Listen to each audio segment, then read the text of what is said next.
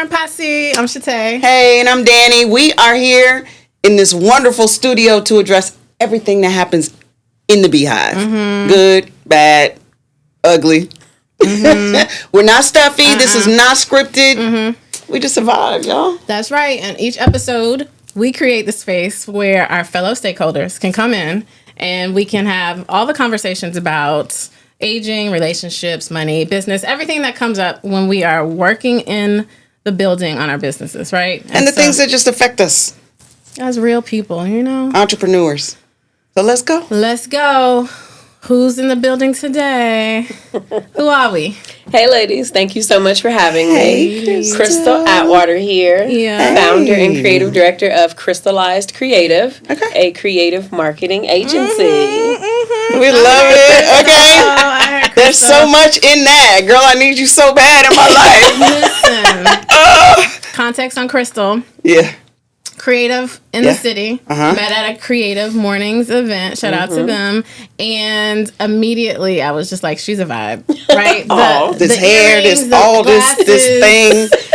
And then not only is she a vibe, like your energy, like you are literally a vibe, like your spirit is dope. And so I'm so glad now you're a stakeholder. Thank you. I would say the same about Shatay. We had a really great conversation the first time we met. I did none of the things I was supposed to be doing. That happens in the Beehive. And Danny too, new friend, but everybody's been so welcoming here. So I've really enjoyed the whole stakeholder onboarding experience. Has been really great. That's good. That's good to hear. Yeah. Yeah, because I don't know if everybody can share that same experience, but it's good that you have had that. Yeah, thank you.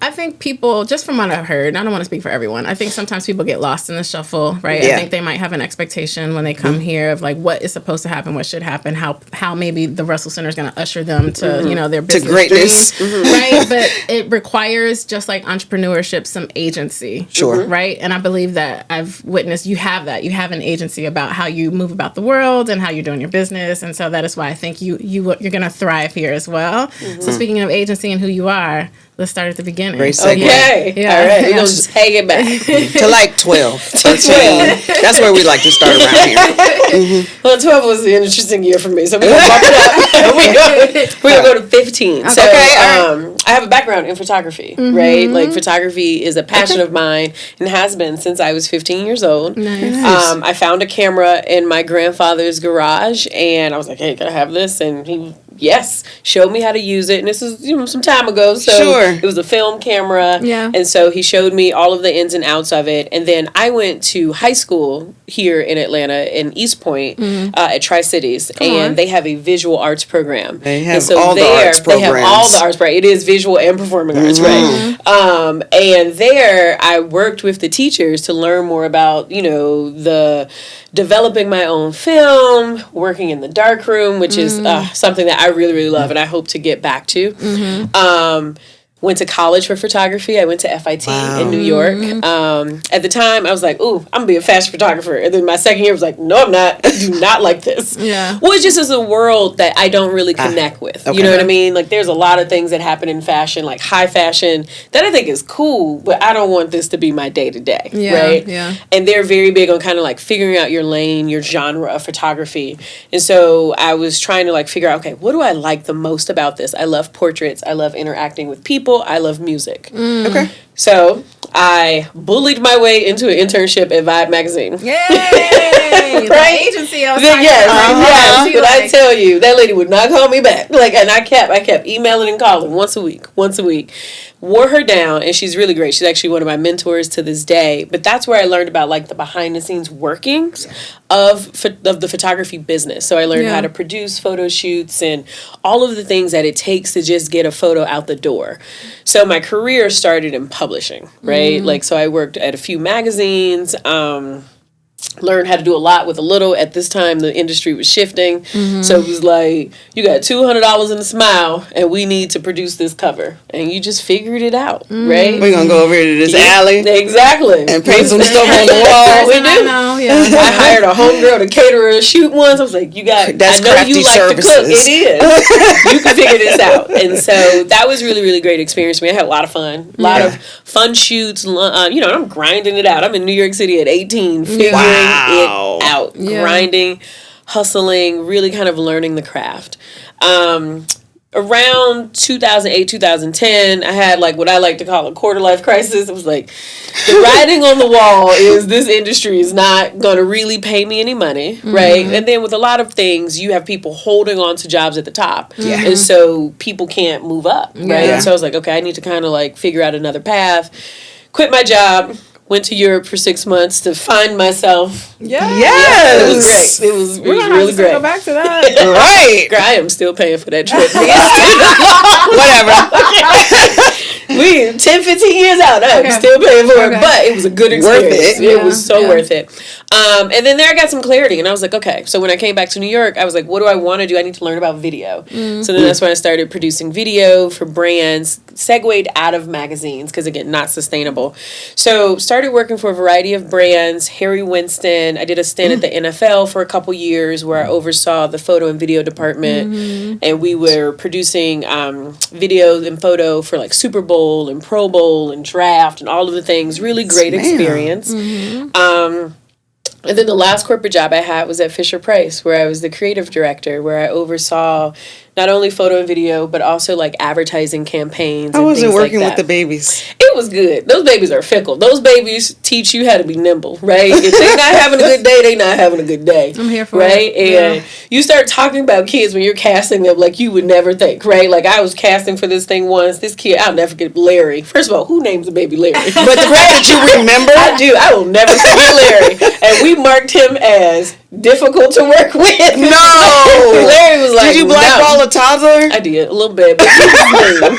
Right? He was real mean and he was difficult to work with. We did not hire Larry. But the kids were great. And my family loved it. So at this time, they started having more babies. And so I was able to get my cousin's kid in for a shoot. It takes a special person to be able to deal with someone who is not able to communicate. They communicate in their own way, right? A no is a hard no, or you just learn the things that make them work, right? Where's mom? Is this feeding time? You work around nap time. Like it's a different, and honestly, it's very similar to working with celebrities. Very. I imagine. It's very close. I absolutely imagine that. And I just want to say, pause before we get too deep into the story. Sure. Ain't she fly? Didn't I tell you she was fly? Told you. Oh, thank you. Thank you. Because I didn't know all of the resume. Yes. Yeah. It's a vibe. Okay, so what I hear from you is that you've always had a perspective. There's something behind the camera, something that you see, right? And you've used that throughout your entire career to sort of, right? Brands, all of those things.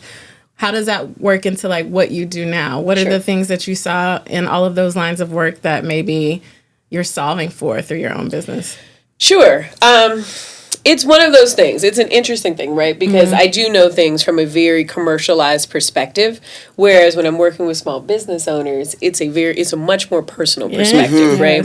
And so I have been working for the last year to really shift my gaze a little bit, right? Because now my consumer is different, right? And so working in advertising, there's consumer types, right? But at the end of the day, a consumer is a consumer and we all have just different values and you figure out what makes those different types of consumers tick. So with small business owners, I have learned that it is a personal experience for them. There's a lot more behind their whys versus a set of corporate values, right?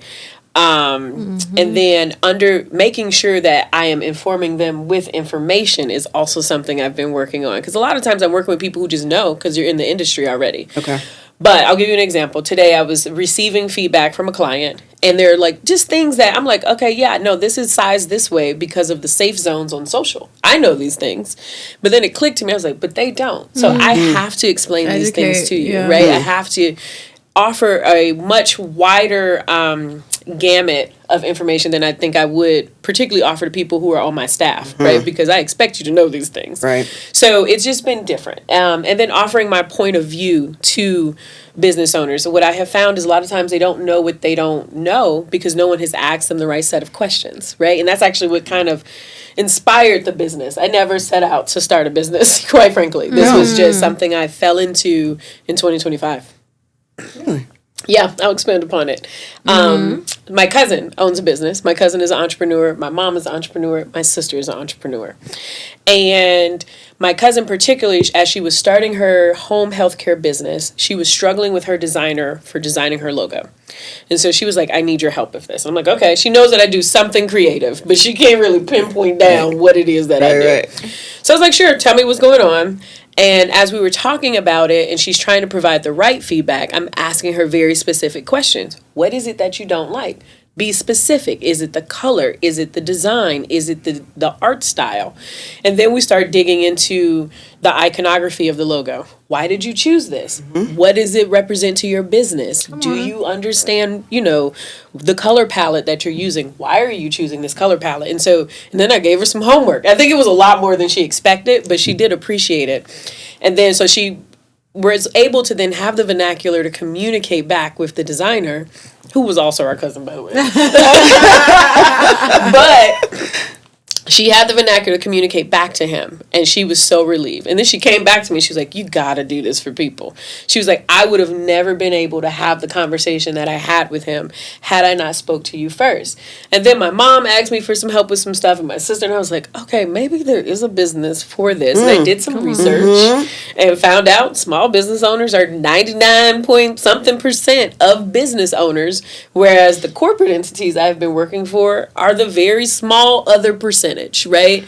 And I was like, I had never looked at it like that before, right? And that's how it came to be. Yeah. I see you over here processing. Your wheels are spinning. What's coming up for you? Well, initially, while she was talking, I thought about you. Really? I did. Why? Because when you talked about the series of questions, I did an interview with Chate, and she started asking me all of these questions. I have a hard time telling my story. And if y'all don't know, Chate is a storyteller. Oh, yeah. Okay? She's one of the best that I have run into. Thank you, friends. Really? Yeah. You're so good at what you do. Thank you. That those series of questions, it's not that we don't know what we want. Yeah. We just we're not able to articulate it. Yeah. So it's challenging. It is. Just like a therapist. They don't give you the solution to solve your problem. They just ask you to help you process. Right? Process your work and see it. Yeah. Oh, wow. How have you liked working with small businesses so far? I like it. I shouldn't say I don't like it. It's just different. It's different. It's very different, right? It's different. But I'm adjusting, right? I think the things that it has taught me about me has been very interesting. Come on, say that. Say more. Yeah. Empathy, right?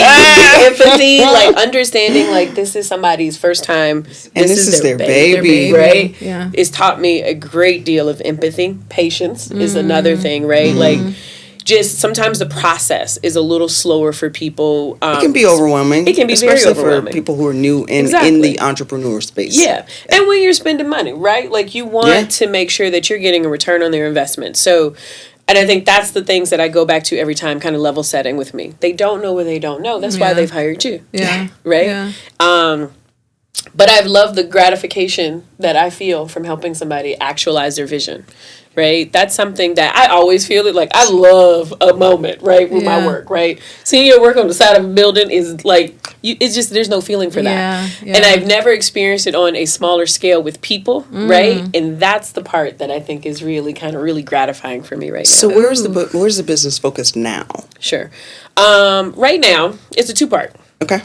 Right. One of my focuses is just really honing the product that I'm selling to people. Right. And it's not like I don't have a tangible product, but my product is the experience with me.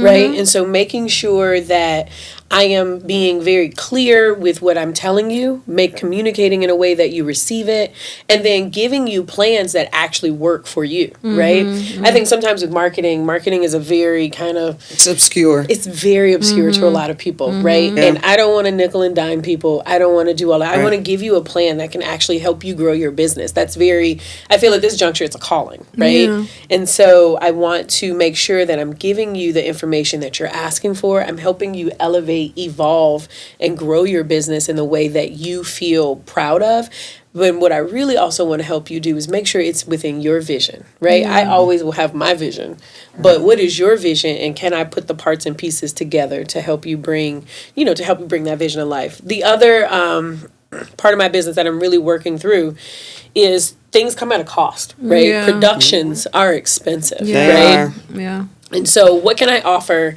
in kind of like I'm going from having a team of many to being a team of one. Listen. It's like that guy with talk about that, please. with the bass drum and doing all the We need things. to talk about that. And I want to make sure I'm doing them well. And so I'm elevating my craft, right? That's what you heard me say the other day, last night in that workshop. I'm working every day on elevating my craft so that I'm giving you the best of me. Yes. Two things we're going to have to talk about. Right. Okay. First, I'll just say this one because I don't want it to be the meat of it. What you just said was one of the hardest things I had to grapple with when you come from a corporate space where you are leading teams. So I came from a world where I had just been a VP of a programs team. And then at a certain point in my career, I'm managing managers. So my purview, strategy, right? I'm driving the work. I'm keeping us motivated. I am not an individual contributor. So to go from that type of life to where you have to then do everything, one of my biggest mistakes early on as an entrepreneur, because I didn't really understand or realize, or maybe I didn't want to face it, how much early on in the business, at least for me, it was so much testing, trying to figure out what is my product, what am I selling, what do I enjoy selling, not just what am I getting money for, do I even like delivering that, right? So it took me 2 years to even figure out what I enjoy in this business. But then, so my mistake was I was outsourcing way too much when I didn't even know what the business was, because I was operating from the mindset of a high leader, level, high right? level And I was management. like, I need somebody, like, just throw money at it. And it's like, I lost a lot of money. Very difficult.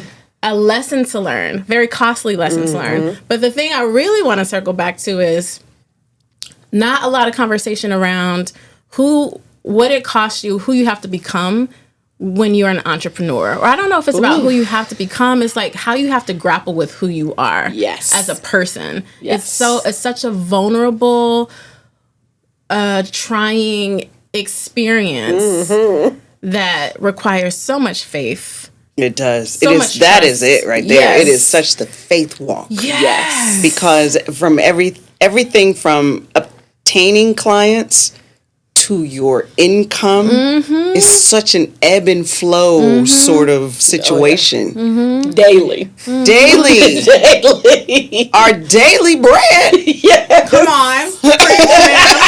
I mean it. Come on. Yes. It's hard, and it has been hard for me, right? Especially because, like you said, the two things: operating, like you, I was in leadership, and so I haven't been the execution arm of a campaign in a very long time. Who wants to do that? Right?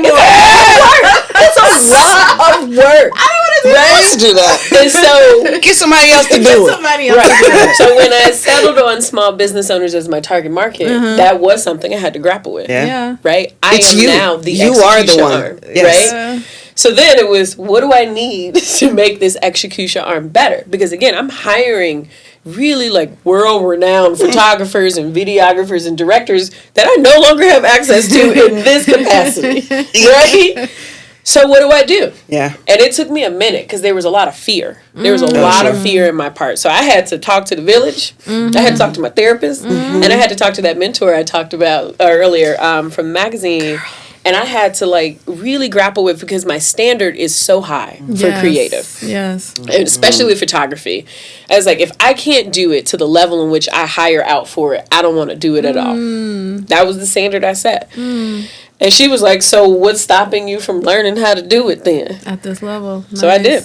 Took some classes, watched a lot of YouTube videos. I started practicing. YouTube University. Yes, sir.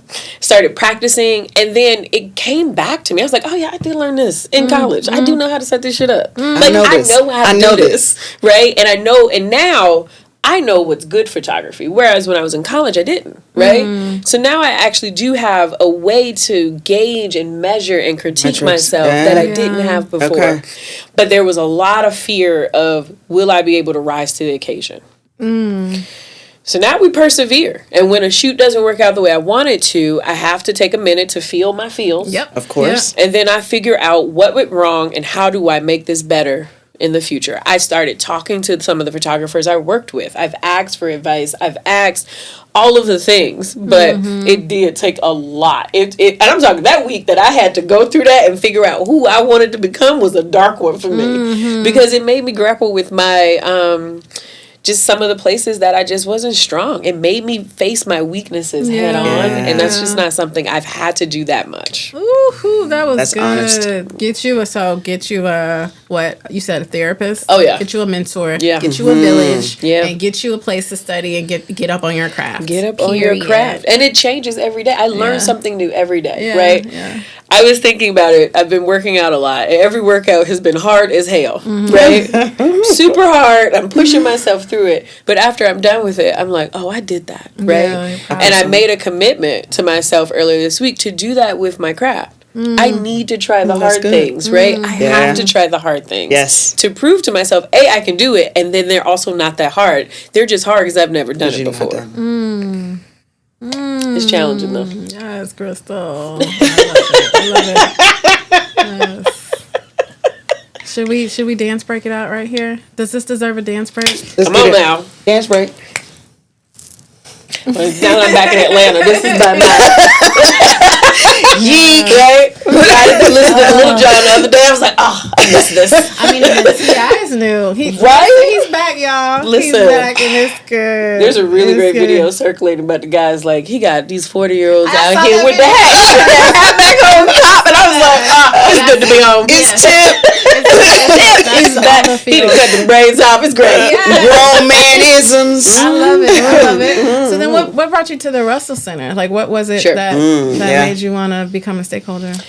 Well, I needed to leave the house, right? So in this journey, right, I've had an interesting. It's not even been a full year, right? My 2025 was a whirlwind, right? As it was for most of us. It was a challenging year. Yeah. I lost my job. I sold my house. Wow. I moved back to Atlanta. That's I a now lot. live with my mother, That's which a is lot. great, right? And I live in a room, right? And I live in that room is my bedroom. That is Krystallized Creative's office. It's all the things. All of it. But I need interactions with people, and I need to get out of the house, right? I can go in there, and when I close that door, I'm in there making stuff. I open it. I got a website. I got all kinds of stuff, right? But I needed interactions. But what really drew me to the Russell Center was I needed to be where my customers are, right? And so Because what did I say? When we first opened up, I said, girl, I need you so Right. bad. There you go, right? So bad. If this is the center for entrepreneurs and my business model is built around entrepreneurs, I got to be around entrepreneurs, right? And so I had been reaching out, not really understanding, like, kind of they only do it once a year, right? And so I had been, like, emailing since maybe, I don't know, September, August of last I love year. your follow through. Right? Your stick to itness. Thank you. Well, listen, bills got to be paid. I got to figure this out because now I'm also working for my dinner, so I gotta make it do what you can, right? Yeah. And so when they had the new stakeholders meetings, I was like, yes, I'm gonna be there. I was really excited to see how many people were there. The energy, the excitement that was in the space was really great. It's I love the overwhelming, right? facilities. Yeah. It is. It can be overwhelming, but everybody was so welcoming. And then just the honesty of you get out of this what you put into this. Yeah. Period. That part. Okay. I gave myself, I'm going to do it for a year. I've met a lot of people who've been here for multiple years, which is a really good sign. Yeah. And then what really intrigued me about the Russell Center over other places, because I talked to some of the other co-working spaces in the city, is the education that they offer, right? Because I also don't really know what I'm doing outside of marketing, right? Outside of creative and marketing, all the other businesses that you need to run a business, I don't know how to do that. I talked to Dr. Tiffany, who is new here, but I shared with her, I said, I think they take it for granted that these entrepreneurs, that we know what we're doing. We don't know. Some people don't even have LLCs established. They just been out here doing a business. Yeah. They don't know. I said, we need block and tackle. Come on, break it down for us. That is what we need, because you don't know the difference between a standard payroll sheet and your registrar. You don't know the difference. Yeah, I don't even know what she just said. We need to start at the beginning. We need to start at basic level creating businesses. Yeah. I really believe that. Exactly. All of that. Yeah, 100%. And that's what impressed me the most. It was the education that they offered, right? The workshops that they were offered to help you understand what it is that you're building, right? Yeah. And shamelessly, I just needed to be around more black people. I know. Right? I moved here. I moved back to Atlanta from Buffalo. And bless your sweet soul. it's cold and it's not this. It's like there's a lot of snow around. Right. And so it was very, like just coming up in here and the energy and seeing people. And the vibe is always great. Every time I've been in here, I've met somebody new that either I'm now trying to work with or will work with, or is just cool people, right? In the beehive, right? Right. And when I saw I was like, hey girl, right. So it worked out, but everybody has been so welcoming, and we're all operating towards a common goal, which is just to see each other succeed. And that's really something that I think people do take for granted, that when you step outside of Atlanta and there's like two or three cities I can think of, you do not have this level of community. They say all the time, Atlanta is not a real place. We different. We real different. Yeah. Shout out to Atlanta. It's not, girl. I done live in a couple places, and that last one made me realize, like, it ain't always built like this. It's not. Yeah. Yeah. So, I appreciated when I first became a member of Rice that I said, y'all, everything that we could possibly want by way of business or need service or product is under this roof. Yeah. It really is. Yeah. It is. Yeah, and it is. Like, I've been trying to work through this last, maybe 2 weeks. Like, how am I going to take advantage of everything? Right? Because it's a lot. It's a lot to take advantage of. You'll be here all day. Exactly. Yeah. And so I'm still trying need to run your business. Right. And then, make sure I'm still doing the things that I need to do. Because also when you come up in here, you get to talking, you get to chat. It can be hard to get work done. You can't really work for real. That's how this whole popcorn thing started. It is. It's the power of the popcorn. But here it is. The truth of the way that I have started to understand it or process it for myself is like, this is not necessarily the place where I'm coming to work for real. It's the place where I'm coming to foster the relationships that will help me to sustain my life as an entrepreneur, right? Even I just sat down with Danny and I was like, I'm gonna try to get some emails done before we film. I ended up telling her all the issues I've been having over the past couple of days. And I was like, I didn't even know I need to process that with you. It's all right. Just, right here. This is a safe space. Exactly. So one is that, but then two, the idea of working on your business and in your business, to your point, if your clientele is here, then like the work actually is the networking. Then the work is here. The work is the networking for me as well in a lot of different places. There are entrepreneurs here all over the building who need to like tell their story better ways, right? Yeah. And while that may not be my aim when I am getting to know them, but you only come to know that if you are in conversation with them. So it's a different type of work when you come into the building. It's like organic networking. Yeah, exactly. It is. It doesn't feel very forced, which I appreciate because I hate networking. Me too.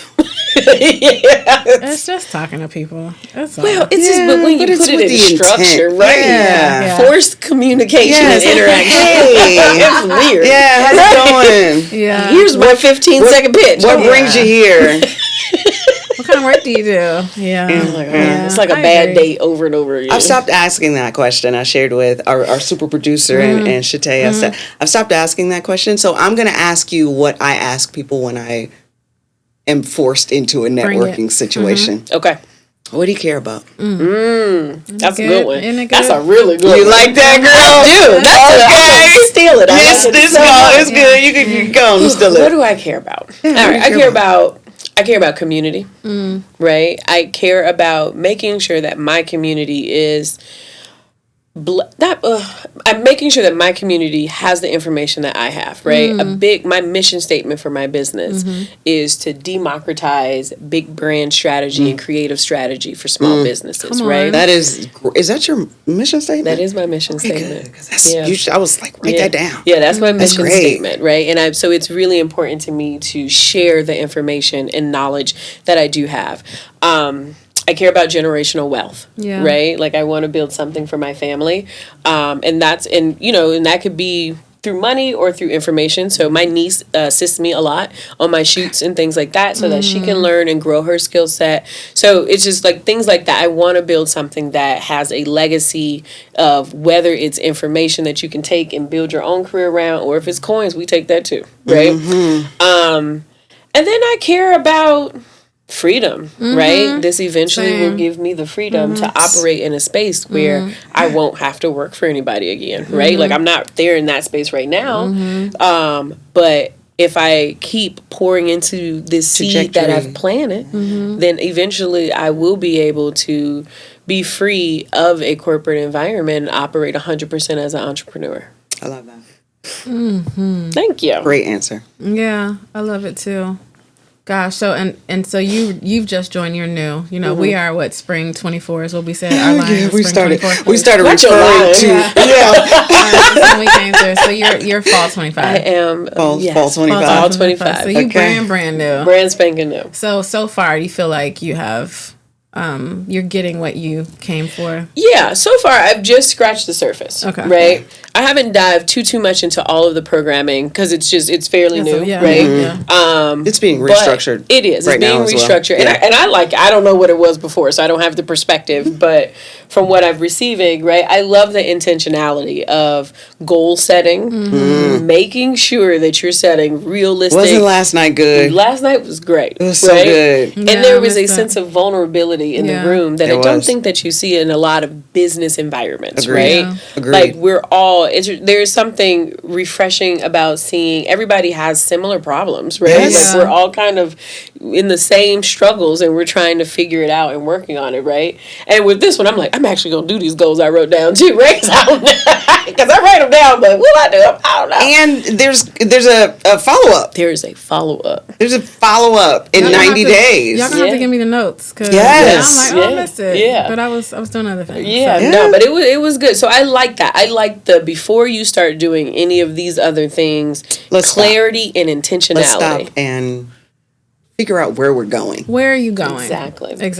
I Yeah. love that. So that's been cool. And I like the people, right? Like I like the haha and kiki and the I know. this Isn't building it all good? the time. The HBCU for your business. shenanigans. Shenanigans. Yes, there's a lot of shenanigans. Yes. But in a good way, right? People running around the building, Yeah. figurative and literally. And I like that I'll be able to like have client meetings here and things Sure. like that, right? It gives me Yeah. a place to kind of It's professional. right, to and kind of it's legitimize a little great bit. presence. Not kind of. You could get your mail sent here. Yeah, like everything. everything. Right, I saw that. This But is everything, your, $25. your actual brick and mortar here. For Yeah, no, that's people. I didn't even know that until I heard somebody. I was like, "Is that a thing?" Yes. I read the packet. There's a rooftop. Read your Yes, packet. yes, I gotta read the packet. Yes. Stakeholder Center was my stop after you all. I need to go down in there and talk about all the things. All right? of the- Yeah. So I do think benefits. there's a lot of information to digest. Yeah. But once you digest it, you see all of the different things. I think that's really, really great. I think it's a very varied offering for people, and you can pick it up as you need it and put it down as you need it to. Mic drop. Yeah. You got a random question for Krystal? Ooh, I hadn't been thinking about one while we were sitting here. Do Something- you have one? I'm trying to think too. I mean, for whatever reason, I keep drawing. Thinking about your style, so this it's not that random because your questions are like about clothes, and so I kind of want to know. I think a deeper question about you. Okay. I feel like you tend to gravitate towards geometric shapes. Is that a A thing? little bit, yeah. Yeah. What's the intention, or what is it about them? I don't really know if there is. It just works with my face. I like how it looks. So it's interesting. My glasses over time have become more a part of my fashion sense than they used to be, right? They Okay. used to be purely functional. But since I've stopped wearing contacts like maybe 10 years ago, I was like, well, if I got to wear this, like I might as well. I'm at least gonna be fly. Exactly. And now you can get it for a cheaper price point too. I can have these in multiple colors. Yes, and you layers. can. And so that's become a thing. The hoops made also a kind of a way as my hair got shorter and shorter. So I used to have locks like you. They were never quite that I did long. too. So bless your Yeah. heart. I could never get them. Well, I to- just kept mine cut. That's a lot of hair. It is. It is heavy. Yeah. Right. Like, my neck started to get out about here. Right. So I had locks like you. I had the little size down and everything. And so my earrings weren't that big of a deal for me. But then when I went natural like you, right? I had to be ready for my face after I cut off my locks. And so like, what are we gonna do? Bigger, and as I get older, I wouldn't say I'm stepping more into my blackness, because again, I grew up here in Atlanta where it's blackety black, and I had a very black childhood. Right? Okay. My family was a different experience. It is. Yeah. My You family said Tri-Cities. Blackety black. Yeah. Right? East Point is blackety black. My family was in the Nation of Islam when I was a kid. That's blackety black, right? I've had a very which is a great thing, right? I've had a pro-black childhood. But with some of that, I didn't really get a chance to figure out my style when I was younger, because it also came with restrictions. Sure. And so now that I'm older and I'm playing around with things, especially my hair. My hair has gone from locks to naturals to back to relaxers. Hair always stays fly. But you know what, I'm trying, and now I got the plug that's near, right? My sister works across the street, right? So now my plug is near. It makes it a little bit easier for me. But the earrings became a part of my expression when I cut my hair really, really short, and was really, so I love a big hoop. I love a good bangle. I prefer a hoop. I don't really I have some square hoops, but they're all kind of hoops. And I like minimalist.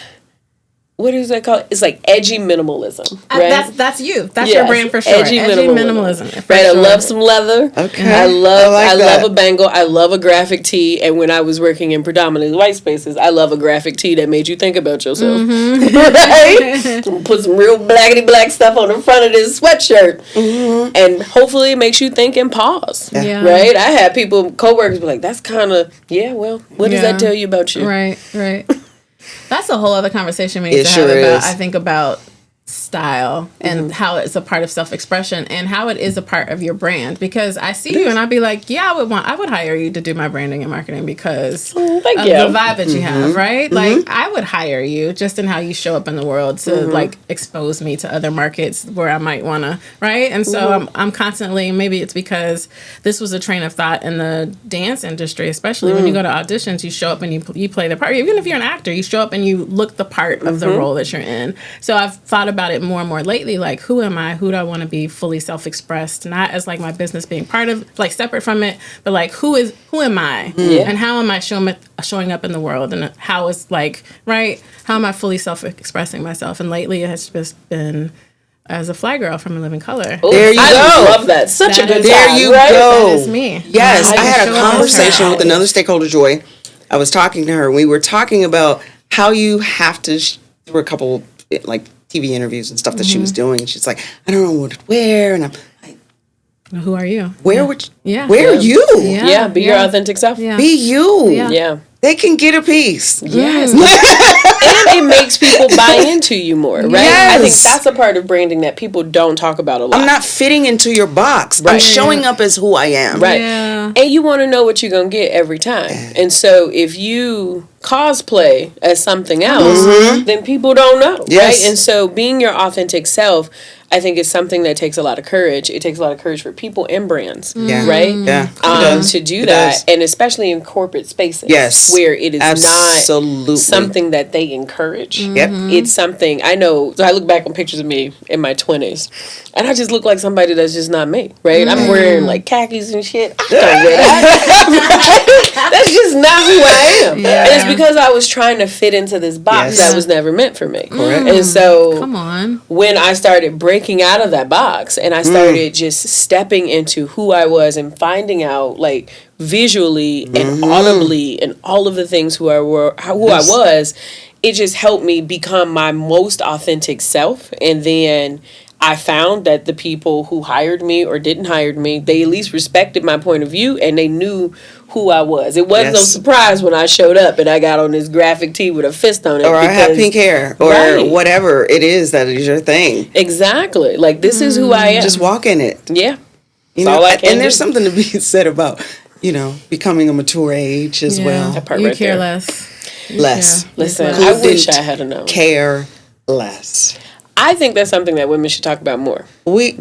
How great it is to age, right? Because I feel like women don't. I feel like, well, I take that back. I think from the other perspectives, right, it's how always to stay young, right? And all of these other things. But no one talks about how you become more sure of yourself the older you get, right? I'm transitioning out of my 30s this year, right? I turned 40 in July. Look at you. And I'm so excited about it, right? You should be. Because it's an incredible decade. it's an incredible decade. And 30 was really great for me too. And what I tell people is like in my 20s, I was trying to figure it out. In my 30s, I found out who I was and I stand 10 toes down. Girl, just wait.